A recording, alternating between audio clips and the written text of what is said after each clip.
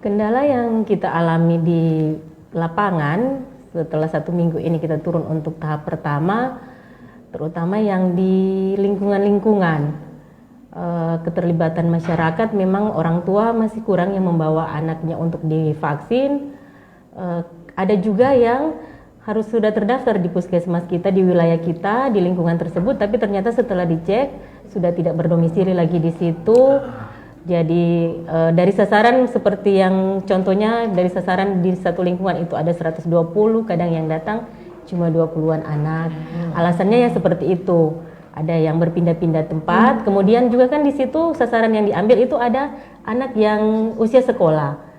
Mereka mungkin sudah mendapat vaksinnya di sekolah yang bukan wilayah kerja kita. Jadi ada tumpang tindih data. Begitu, ya. Seperti itu sih kendala di lapangan. Begitu juga yang di sekolah. Ada sekolah yang dari sasaran 120-an ya, 190 masih ada sekitar 70-an anak yang belum divaksin.